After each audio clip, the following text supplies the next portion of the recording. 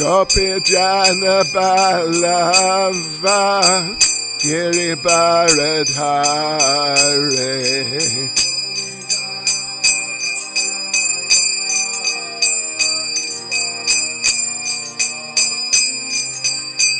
Gopi Jana Balava Giri Baradhare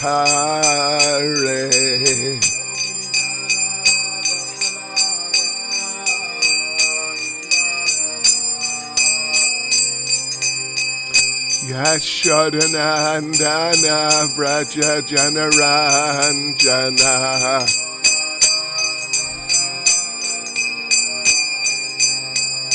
Yashodanandana Vraja Janaranjana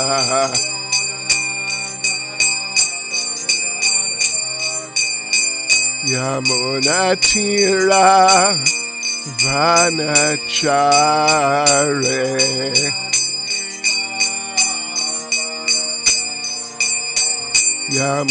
Yamunatira Vanachare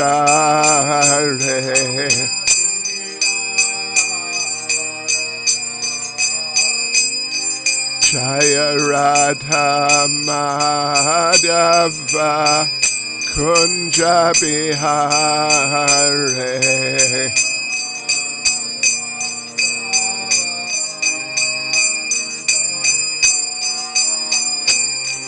Jaya Radha Madhava Kunja Bihare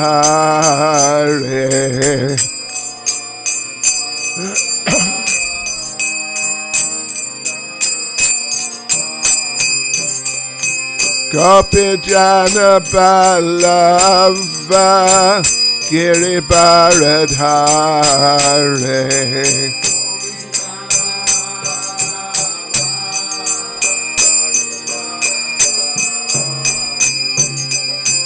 Gopi Jana Balava Giri Baradhare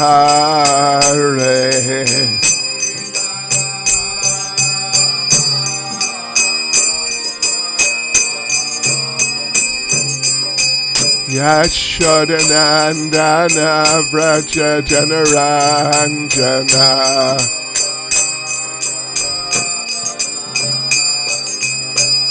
Yashodanandana Vraja Janaranjana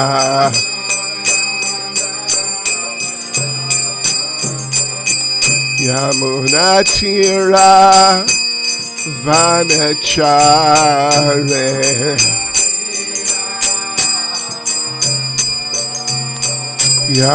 Yamunatira Vanachare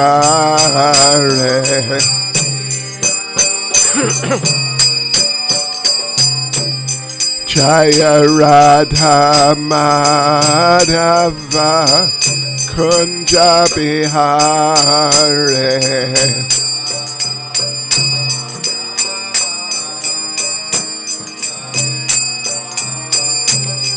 Jaya Radha Madhava Kunja Bihare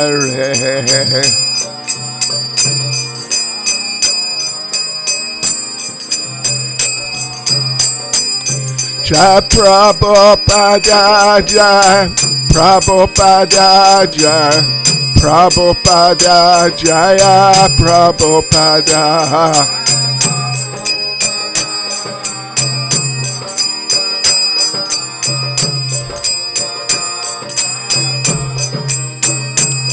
Jai Prabhupada Jai Prabhupada Jai Prabhupada Jaya Prabhupada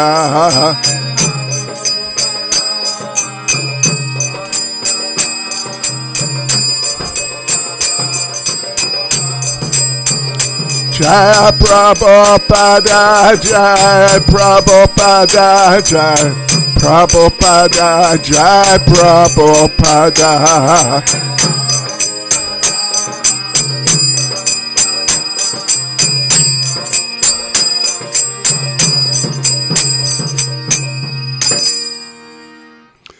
Jayam Vishpad Paramahangsa Parivrajak Charis Tadasismad His Divine Grace A.C. Bhaktivedanta Swami Srila Prabhupada Ki ISKCON's founder Acharya Srila Prabhupada Ki Grantharaj Srimad Bhagavatam Ki Shri Radha Radhanath Ki Shri Giri Govardhan Ki Shri Chaitanya Mahaprabhu Ki Sankirtan Yagya Ki Gopremanande.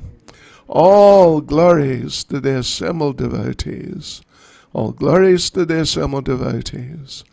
All glories to the assembled devotees. All glories to Sri Guru and Sri Gauranga. All glories to Srila Prabhupada.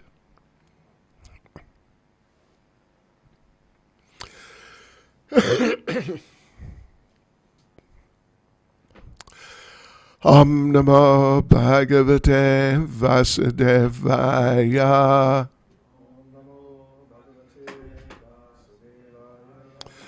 Om Namo Bhagavate Vasudevaya.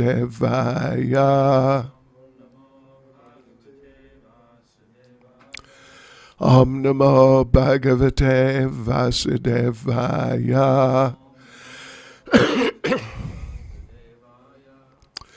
Srimad Bhagavatam, Canto 3, Chapter 31, Lord Kapila's instructions on the movements of the living entities, verse 44. Jivo hi asyanugo deho putendriya mano Maya tan nirodho sya maranam avirbhavas to sambhava jivo yasyanugo deho putendriya manomaya Tanirodosya maranam avirbhavas tu sambhava jivo yasyanugo deho bhutendriya manomaya tanirodosya maranam avirbhavas tu sambhava jivo yasyanugo deho bhutendriya manomaya tanirodosya maranam avirbhavas tu sambhava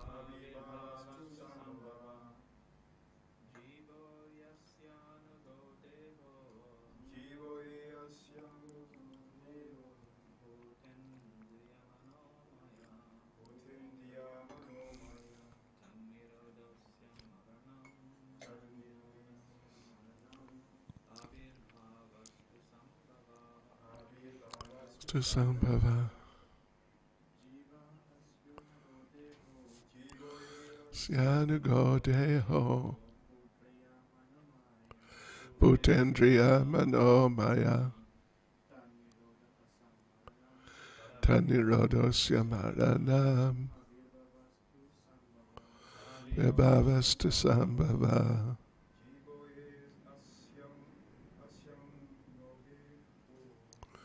Oh yasyanugo deho bhutendriya manomaya tanirodosya maranam avirbhavas tu sambhava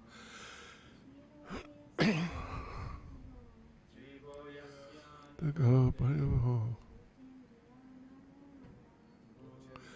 manomaya Syamaranam avirbhavastu sambhava. Jiva, the living entity, he indeed, asya, of him, anuga, suitable, deha, body, bhuta, gross material elements, indriya, senses, mana, mind, maya, made of, tat, of the body, nirodha, distraction, asya, of the living entity, maranam, death, avirbhava, manifestation, to, but, sambhava, birth. Translation. In this way, the living entity gets a suitable body with a material mind and senses according to his fruitive activities. When the reaction of his particular activity comes to an end, that end is called death. And when a particular type of reaction begins, that beginning is called birth. Purport by Srila Prabhupada. From time immemorial, the living entity travels in the different species of life and the different planets, almost perpetually. This process is explained in Bhagavad Gita, Brahmayan sarva bhutani yantrarudani mayaya, Bhagavad Gita 1861. Under the spell of Maya, everyone is wandering throughout the universe on the carriage of the body offered by the material energy. Materialistic life involves a series of actions and reactions. It is a long film spool of reactions and reactions, and one lifespan is just a flash in such a reactionary show. When a child is born, it is to be understood that his particular type of body is the beginning of another set of activities. And when an old man dies, it is to be understood that one set of reactionary activities is finished. We can see that because of different reactionary activities, one man is born in a rich family and another is born in a poor family, although both of them are born in the same place at the same moment and in the same atmosphere. One who is carrying pious activity with him is given a chance to take his birth in a rich or pious family, and one who is carrying impious activity is given a chance to take birth in a lower, poor family. The change of body means a change to a different field of activities. Similarly, when the body of the boy changes into that of a youth, the boyish activities change into youthful activities. It is clear that a particular body is given to the living entity for a particular type of activity. This process is going on perpetually from a time which is impossible to trace out. Vaishnav poets say, therefore, anadi karma pale, which means that these actions and reactions of one's activity cannot be traced, for they may even continue from the last millennium of Brahma's birth to the next millennium. We have seen the example in the life of Narada Muni. In one millennium, he was the son of a maidservant, and in the next millennium, he became a great sage. Jivo yasyanugo deho bhutendriya manomaya tan nirodosya maranam avirbhavastu sambhava. In this way, the living entity gets a suitable body with a material mind and senses according to his fruitive activities. when the reaction of his particular activity comes to an end, that end is called death.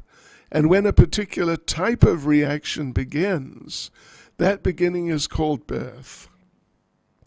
Nama Om Vishnupadaya Krishna Prestaya Bhutale Shrimati Bhaktivedanta Swaminiti Namane Namaste Saraswati Deve Gauravani Pracharne Nirvishesha Shunyavadi Paschachadeshatarne Sri Krishna Chaitanya Pramanityananda Sri Advaita Gadadha Shivasani Gaura Bhaktivinoda Hare Krishna, Krishna Krishna, Hare Hare, Hare Rama, Rama Rama, Hare Hare.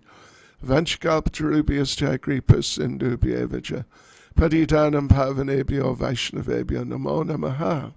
Srila Prabhupada ki jai. So devotees, our lengthy discussion we've been going through for weeks now about the fates of different living entities at the end of their last lives, and then the situations they're then put into, preparing for the next life and then actually in the next life, and what they go through in the next life, and the pitfalls they become faced with, as we were just reading at some length and detail about the potential problems, not just potential really, but the problems to be encountered in the next life. You went through the last life and you ended up in hot water. Well, even literally, perhaps. Just you ended up in some hellish situation. This is very, it's not universal, but it's very typical. It's very typical. Yeah, I was studying the verses in this chapter, and some other related ones. And the thing is that in terms of pitfalls, obviously what we were discussing at length was the pitfalls involved in the relationships between the sexes in the human form of life. And it really appears clear that unless one does something really Krishna conscious, and even then, you got to really stick at it. But what's going to happen, basically, more or less to everyone, is they're going to end up going to hell again. Yes. It really seems like that. In fact, Srila Prabhupada did make a point like that. At least what Srila Prabhupada said in this particular case was that unless people now on this planet, the people we see and who are sharing this time with us on this planet, Prabhupada made it quite clear that unless these people really get some Krishna consciousness in substantial and meaningful ways, Prabhupada made it quite clear they're all going to go to hell. And it's quite understandable if one observes how they live. Yes. What did I read some weeks ago? The Duke of Edinburgh died, whenever it was, not long ago. And I read something about it, I think, what was it, that the next day, or maybe at the end of the funeral, something like that, like really connected with the funeral, a special luncheon was served for whoever the elites in the royal circles. And so I was just glancing at it, and I saw the Queen ate, actually I can't remember the exact details, but really rotten, terrible things at the special luncheon. Oh yeah. Yeah. Maybe it was rabbit something, and some other type of, living entity and not a vegetable, something else. And you look at it, and this is how they're living every day. And when you've lived like that every day, a couple of meals a day or 2 or 3, when you've lived like that for just, the Queen's almost 100, but every day, 365 days a year times 100 is what, 36,000 days, and you've eaten a couple of times a day like that, means 70,000 times you've eaten these types of meals. Of course, most people don't live to 100, but even if you just live to 70 or 80, which is more normal, then how many 50,000 times you've eaten like that? Then what do you expect? What could be expected in terms of a future? Particularly if you read the last chapter of the 5th canto of Srimad Bhagavatam. It's extreme. Now, of course, Her Majesty Elizabeth R, or whatever, she has met devotees. She's met devotees on a number of occasions.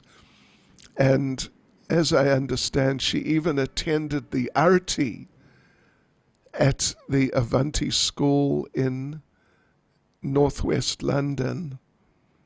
And they have deities on the altar, and she was there, for like half an hour, whatever it is, with kirtan going on and seeing the deities. So she had some contact with Krishna consciousness, but otherwise, if you just consider in terms of the laws of material nature and how the vast majority of people live and what the reactions are for living like that, and it's not just diet, but, the intoxication, the illicit sex life, these things particularly, some gambling perhaps in different ways, but particularly meat eating, intoxication and illicit sex. You can understand what Prabhupada means. That unless people really have some contact with Krishna consciousness, these very people, if we just look out the window right now, we'll probably see some, they're going to hell. And that's really not nice. It's really, really, really horrific. So, anyway, so here the system is being described that, and it's a very interesting description actually, that the living entity gets a suitable body in terms of his or her previous activities.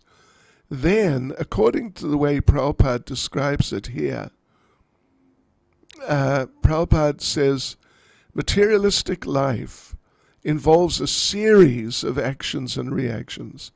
It is a long film spool of actions and reactions, and one lifespan is just a flash in such a reactionary show. Some long movie. Maybe your average movie is an hour and a half or sometimes a couple of hours. I don't think, I guess you get these serials, right, that go on and on. But here we're talking about really long, not just a couple of hours, and not just like some some serial which goes on an hour a day for a few years. Now, this is really long. So, in that long film spool of actions and reactions, in which one lifespan is just a flash, just a very small section of a long the whole thing. The way Prabhupada puts it is that when a child is born, it is to be understood that he is beginning another set, a set of activities. And when the same child now, after some years, becomes elderly and the time of death comes, then the set finishes. That's understandable, isn't it? You're born with a particular body, which has a particular nature, and in many ways at least, that basic nature stays during the course of your life, even as you grow up. I mean, particularly a male body, a female body.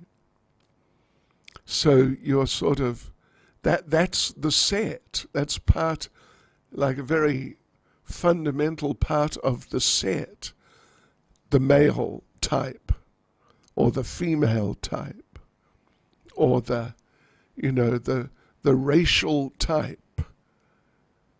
These things, to a large degree, are fixed. To a large degree, the intelligence. Some are more intelligent, some are less. As I read many years ago, and it sort of struck me in an amusing but accurate way, that about 50% of the people are of less than average intelligence. Did you get that? It's a very simple little thing. Yes. So you have your intellectual capacity, and maybe you can work on it in some ways, but just some people are prone to be sharper than others, and it tends to stick like that. And some people are slower, or there are different types of intelligence. Some people are on the mathematical side. Some people are on the literary side, or the, different sides in terms of intellect. I read some years ago, I read that Einstein, who of course is famous for his scientific type of intellect, but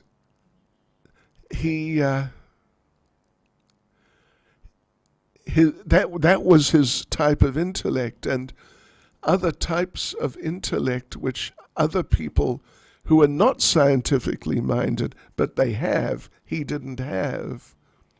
So I read years ago that sometimes when Einstein would go out for a walk, he would have to somehow telephone home to get them to come and pick him up, because he would get lost and he wouldn't remember how to get back. That's what I read. Yeah. So, sets. People enter a lifetime with a particular set of karmic circumstances in terms of body type, gross body type, subtle body type, even in terms of association, the social environment in which one is born. So these are like sets. And so it's not just haphazard, which makes sense, of course. If it was haphazard, you're thrown one day into one situation, the next day into a totally different situation, and the day after that, a completely different situation. It would be a bit extraordinary, wouldn't it?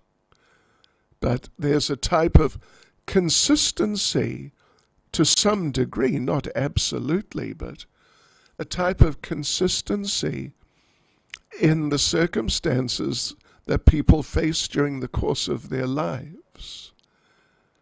And at least the way Prabhupada expresses here, that when a child is born, it's to be understood that his particular type of body is the beginning of another set of activities.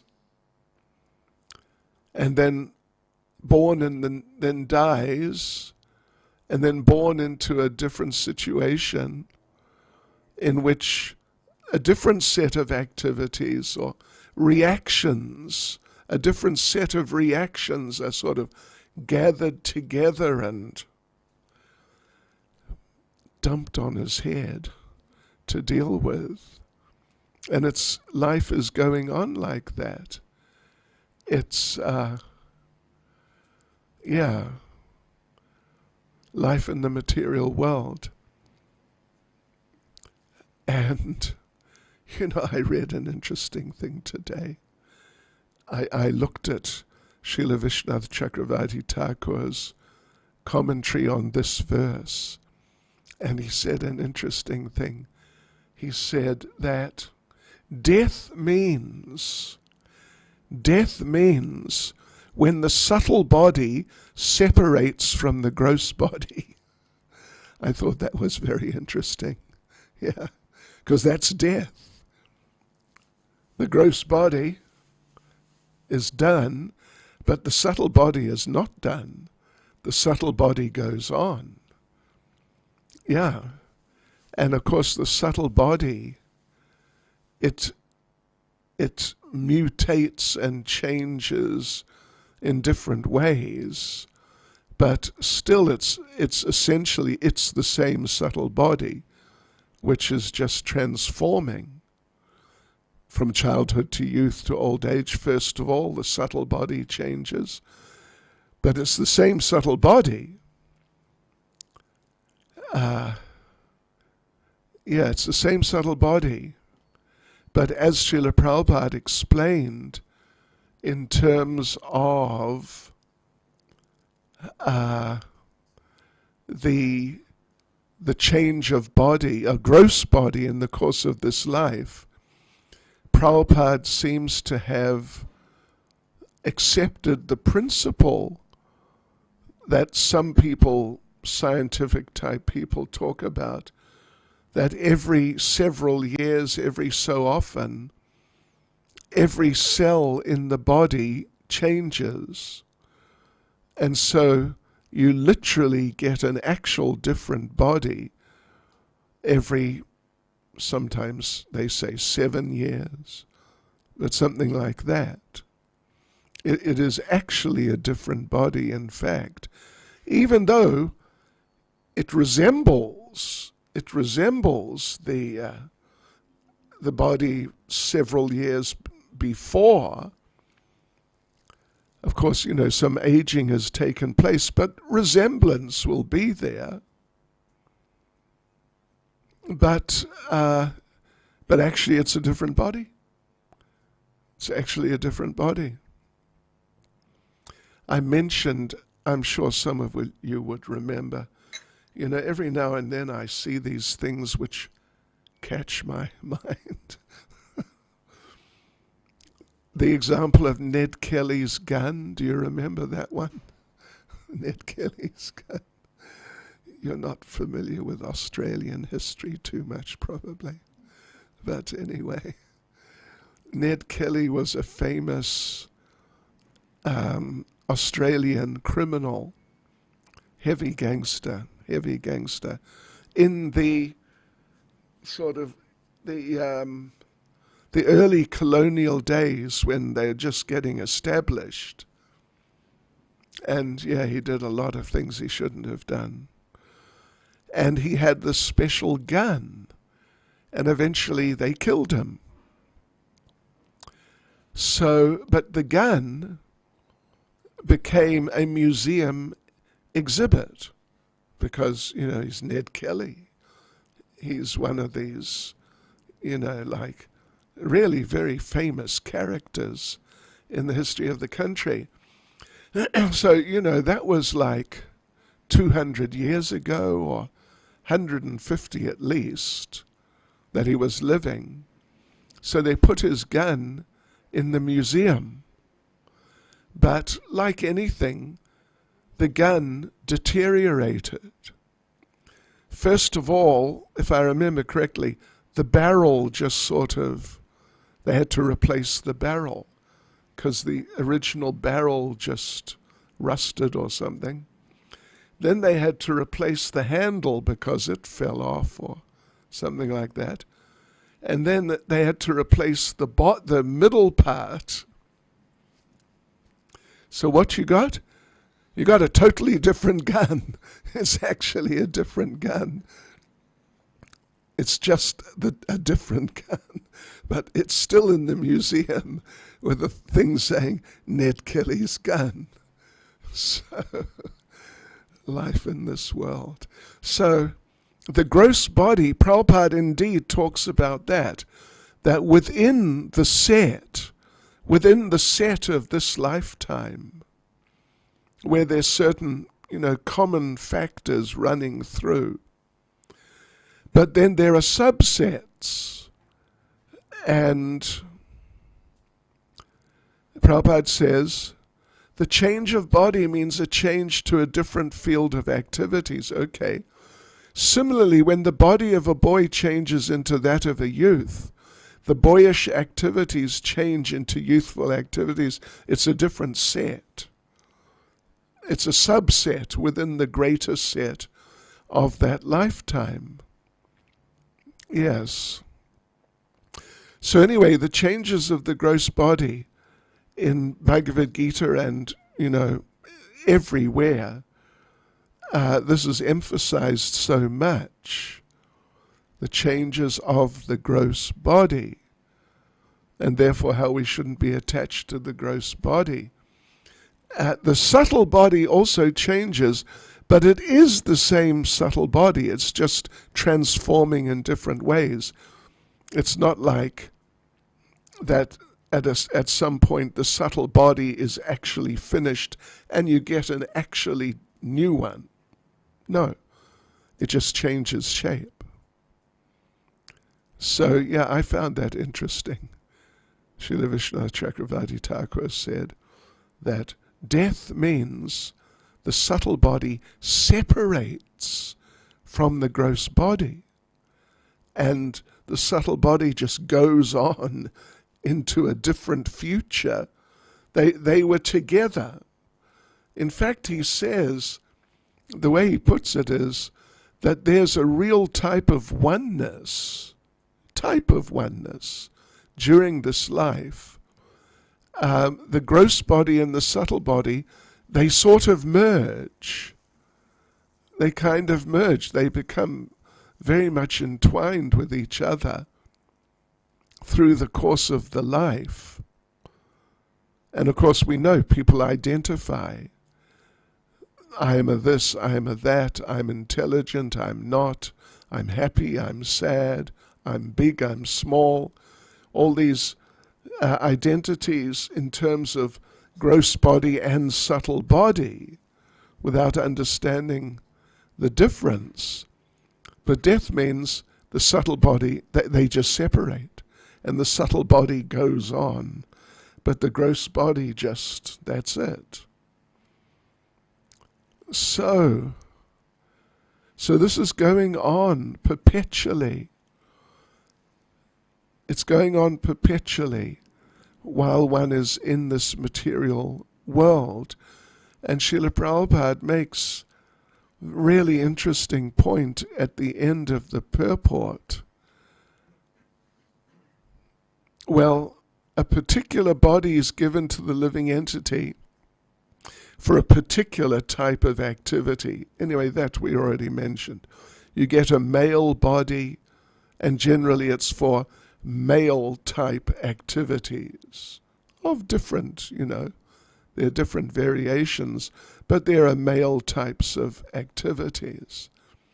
And this is going on perpetually from a time which is impossible to trace out.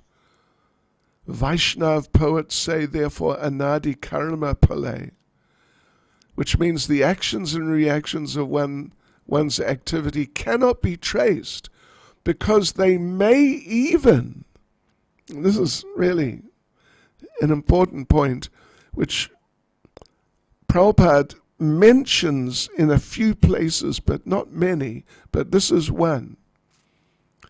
The actions and reactions of one's activity cannot be traced because they may even continue from the last millennium of Brahma's birth to the next millennium.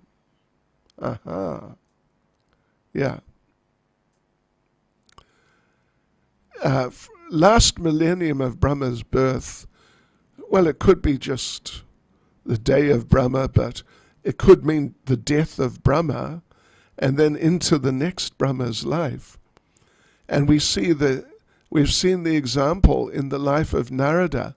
In one millennium, he was the son of a maidservant, and the next millennium, he became a great sage. And even if you remember, we just read it. Oh no, it was in our Srimad Bhagavatam seminar. We were reading this Narada Muni telling his life story, that he was the son of the maidservant. Then he became great devotee, and then his body died, but because of his elevated state of Krishna consciousness, when his gross body died, that time, in the lifetime of the son of the maidservant, then his spiritual body manifested. Just like lightning and illumination occur simultaneously, the verse said. And then he became the great sage. And then the end of Brahma's life came, and then the life of the next Brahma came, and he came as the same great sage from the end of the life of the previous Brahma. So the thing is, so this happens, that we were living in the life of the previous Brahma, and then that the life of the previous Brahma ended. We entered into Mahavishnu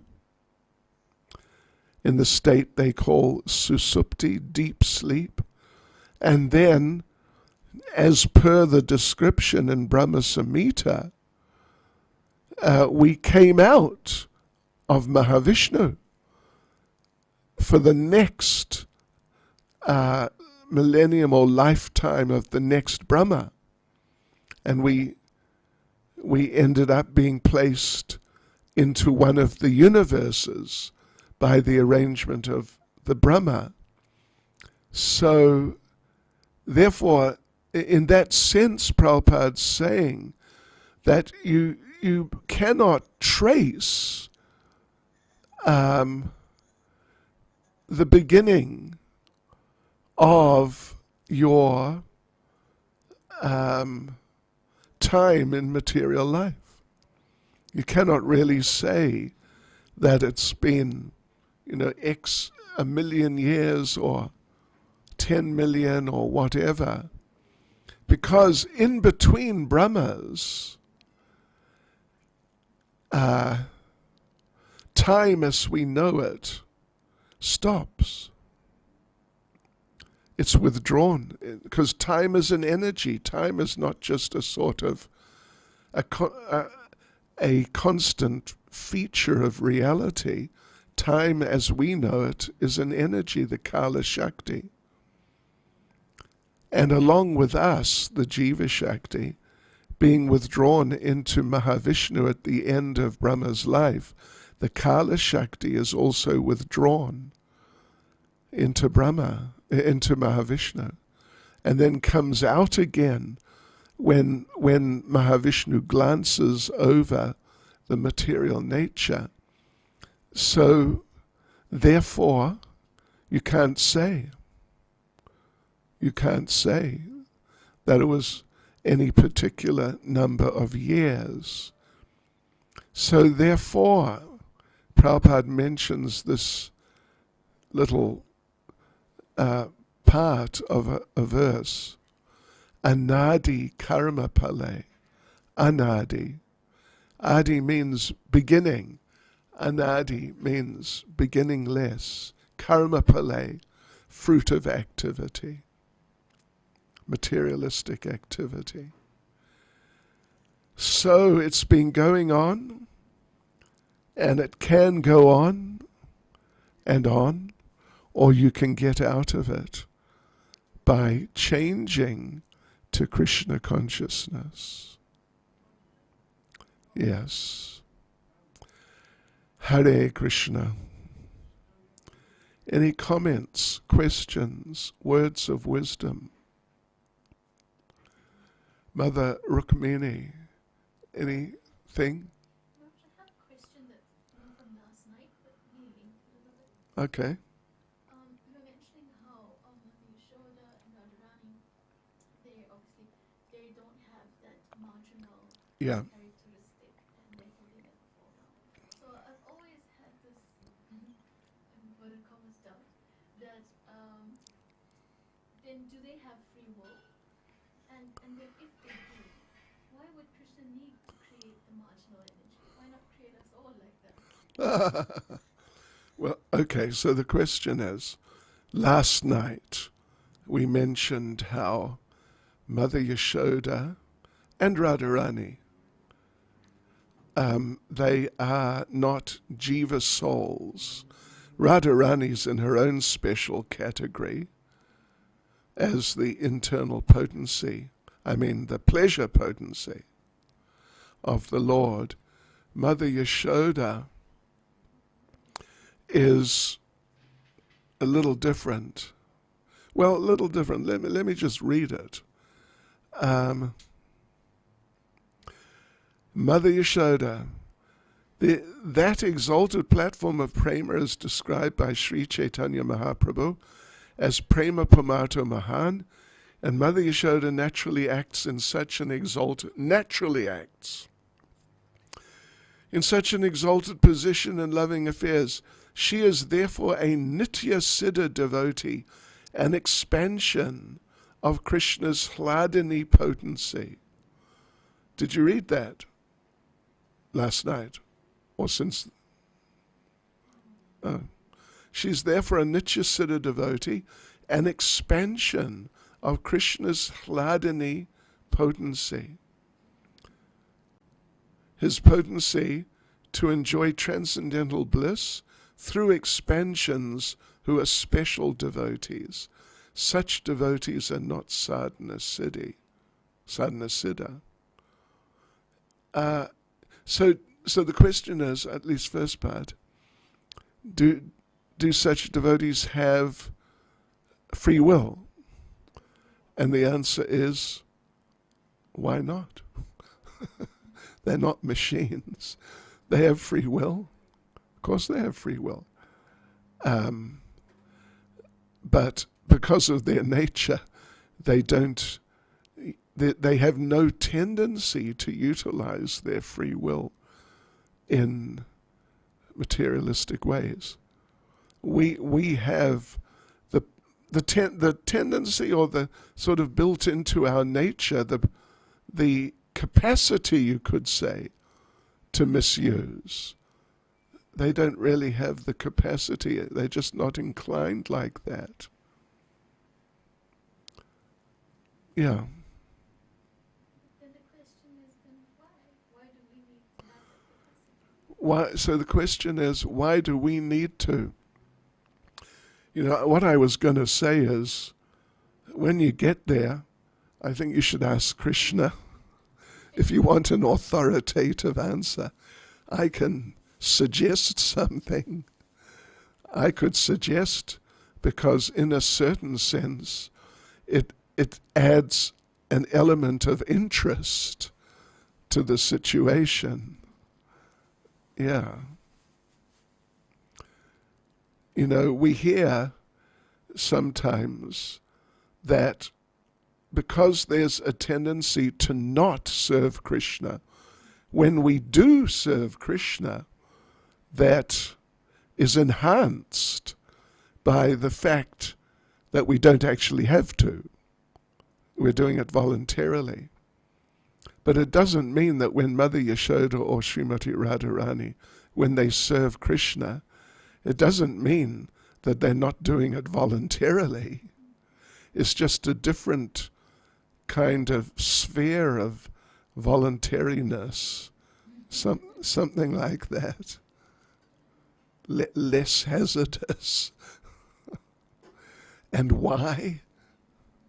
Yeah, well, we said, you know, I imagine you remember there's the question, the one devotee was asking Prabhupada, why, well, the point was made, there's a discussion about picking Tulsi on Dwadasi, because there's a rule in Hari Bhakti Vilas that you don't pick Tulsi on Dwadasi. And devotee asked Prabhupada, why? And Hari Bhakti Vilas, of course, is Sanatana Goswami. And Prabhupada said, because Sanatana Goswami said so, you know, rather than, you know, because there's certain conditions in the atmosphere or whatever on Dwadasi which have certain effects or something, just because Sanatana Goswami said so. Yes. Maharaj, it's I'm sure it's a dumb question, but in the material experience, we always experience that there is something and there's something beyond it. So I find it absolutely bewildering to understand that Krishna's creation is everything, there's nothing but it. Maharaj knows it. We always experience there's a star, there's something beyond it. So that the material, his creation, material and spiritual, is everything and there's not further on something beyond. Well, you know, the material, well, okay, the question, I guess, is that in material life there's always something, the next thing, sort of thing. But in Krishna's creation, there's nothing beyond, right? Yeah, there's nothing. There's the material creation, the spiritual creation. So what's next? Well, there's no next. That's it. Well, you know, I would say, first thing I'd say is that the material creation is so vast and variegated that in effect it's almost like you can't really come to the end of it. And it's always it's always mutating. So that's one thing. But the spiritual world is actually endless. And you reach one end or of some part of it, but there'll always be the next part and the next part. And it's literally endless. And it's like that. And there are aspects or sort of situations that we've never conceived of in this lifetime. Yeah. Prabhupada, you know, one thing I read, a devotee asked Prabhupada, there are 400,000 human species out of the 8,400,000. 400,000 human. So, devotee asked, how many do we see here on this planet? And Prabhupada answered, maybe 2,000. Then Prabhupada said, actually, maybe just 1,000. So that means, and that's our experience of the human species. And, we see a variegatedness.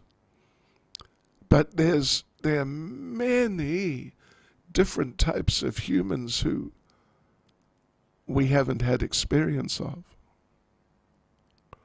So it may not be endless, but it's a lot. But in the spiritual world, it's actually endless. Do you have a comment on that? No? I've got a question from the internet. Oh, okay. Haribol Internet. Welcome. Yes. When the subtle body separated from the gross body, does the subtle body carry with it the lessons learned in that lifetime? And does the subtle body keep changing to absorb the learning, good or bad, from each lifetime? I mean, how does the new gross body understand what it is supposed to learn? Is that knowledge carried by the subtle body to the new gross body? Is that gross consciousness? Yeah, I might have to read it. But, well, part of it was when you, as you, well, just a sec. As you go through things, the subtle body goes through experiences and learns things, right? And learns things. So are those lessons carried on? That's the essence of it, or that's part of it? And what was the rest? Well, let's just talk about that first. Yeah. Well, the answer would be yes, but the subtle body, being material, there's such a tendency to forget that you learn lessons and then you forget them. Like, we've all learnt lessons. I see. Thank you, dear.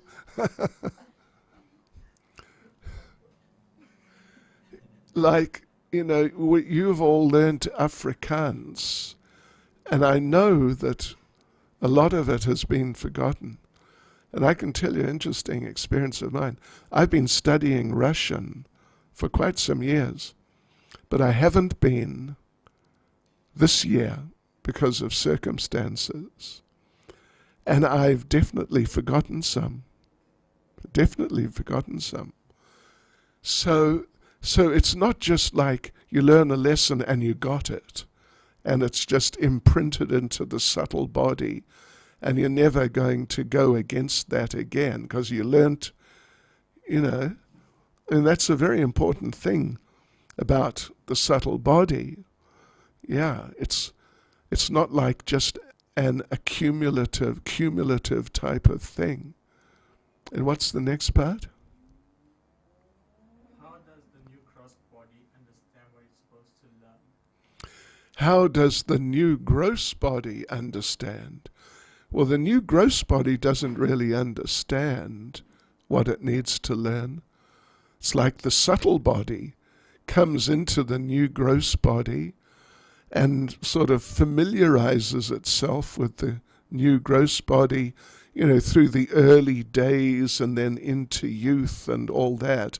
And gradually as the gross body starts or matures, then the subtle body, because the subtle body, is full of desires to enjoy in that type of gross body.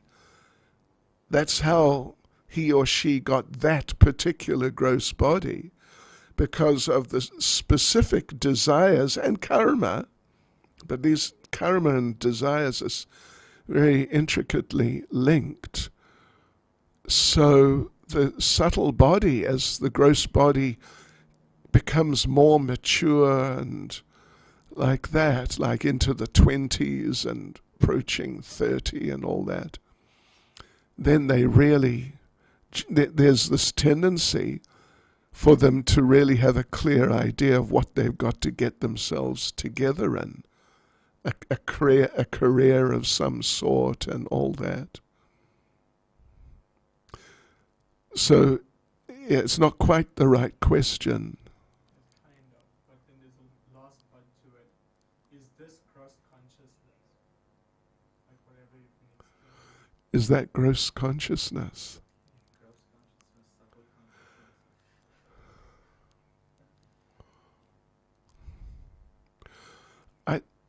Have you got an answer for that? Swarup Damodar Prabhu will provide an answer. The body, the gross body, doesn't have consciousness without the presence of the subtle body. Yeah. And doesn't have like perception without the presence of the Yes. subtle body. So it's meaningless, the gross body, if not with the subtle body. Yeah. It's the gross body is definitely meaningless without the subtle body. It's just a lump of matter. But, if you talk about gross consciousness as opposed to more subtle consciousness, you could say, it depends how you want to look at it, but you could say, that there's certain features of material consciousness which are fundamental and fundamentally exist in all species. I'm just trying to think of, what is it? In Gauranga Bolite Habe, Ar Kabe Nitai Chand, Karuna Hobe, Samsara Vasana, Samsara Vasana more, Kabe Tucha Habe. So there Narottam Das Thakur makes a type of distinction between what he calls samsara vasana, fundamental features of material consciousness, and more features which are to do with this lifetime. Like to identify with the body is a fundamental it's like, well, let's say fundamental feature of material consciousness. But to identify with which particular body, that changes from body to body. Or we've been discussing attraction to the opposite sex at some length. So the tendency to become attracted is there in the human species, it's there in the Europeans, it's there in the Africans, it's there in the Indians, the Chinese, but it's there in all the species of animals and fish and so on. So it's a fundamental feature of material consciousness. But to be attracted to a particular category in the opposite sex, the humans, or whatever the species is, that's a more subtle type of, a more subtle manifestation of, the gross or the basic general tendency. How does that sound? That's true. That's true. It's very true.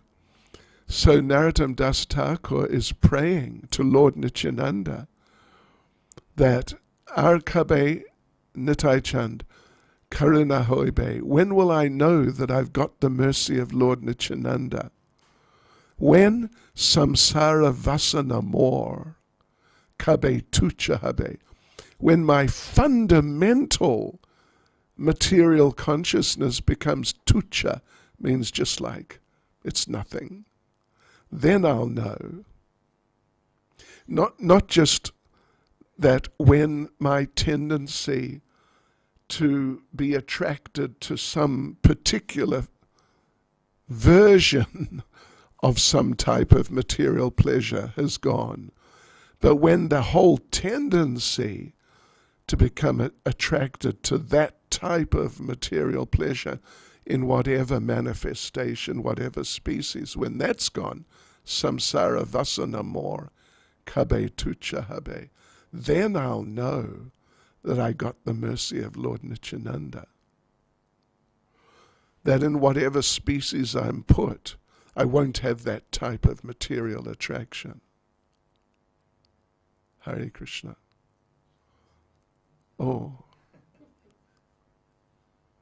it is related to this excerpt you quoted from Narottam Das Thakur's song. It's just striking how sometimes we think of Lord Nityananda's mercy as like just one of compassion, or it's like it renders you into this happy, blissful, mood of chanting and dancing. But it's such a scientific result, to understand that this material connection to this it's insignificant. It's tucha. It's gone. It's not just some sentimental feeling, Right. happiness coming from Lord Nityananda. It's very scientific. Yeah, that's a good point.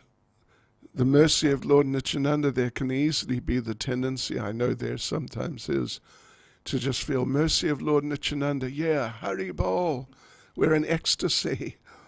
Jagai and Madai got delivered from being nasty people to being devotees. Great, which is great. But actually it's very deep. Really, the mercy of Lord Nityananda means to get extricated from material, at least one part of it, to become extricated from material existence in such a way that your whole tendency, proclivity for material life is eradicated. That's the real, that's part of the mercy, and very scientific and deep. Oh, extremely deep. Yeah. Yes. Maharaj, the body, the material body as is without the subtle body, and the soul is dead.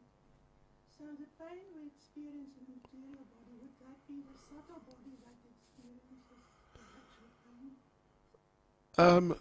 The soul is experiencing via, because of being attached to, identifying with, and then because of that being influenced by both the gross and subtle bodies. Yeah. Just like, an example, which is, it's a nice example. People watch movies. It's such a massive, massive industry, and the actors, they get paid, I don't know, more than perhaps anybody, really a lot. And all they do, the actors and actresses, they just become expert in acting as if they're in a reality of, whatever it is, some action drama, some romance, or some political something. They're acting.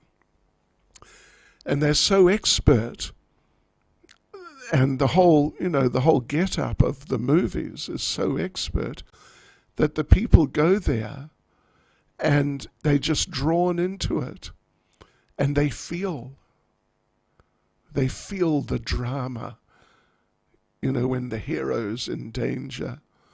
They feel the pain when, I remember actually when I was, I forget, 16 or 17 or 18, I went with my father to see Romeo and Juliet, the movie. I don't know if you ever saw that. Olivia Hussey is the very famous version. And when they kill themselves, we came out of the movie, my father was crying. Really. I wasn't crying, but I was deeply moved. But it's just a nonsense. It's a total nonsense. They never died. They never died. Actually, they never really existed in a sense, because they're just actors acting as if they're those people.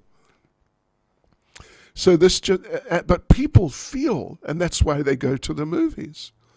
If the people didn't feel, they wouldn't go to the movies. There'd be no need or reason at all. But because it's like that, and people become attached, and then they get all these experiences which affect them so deeply. So it's just illustrating, in a sense, the principle of our situation, as you're saying, in material life. And ultimately it's the soul who's suffering, although it's an illusory type of suffering. Yeah. And when the soul wakes up, then the soul will say, actually, this has got nothing to do with me. It's just in a state of confusion, I feel it has something to do with me. Therefore, I become affected. Hare Krishna. Srila Prabhupada Ki Jai.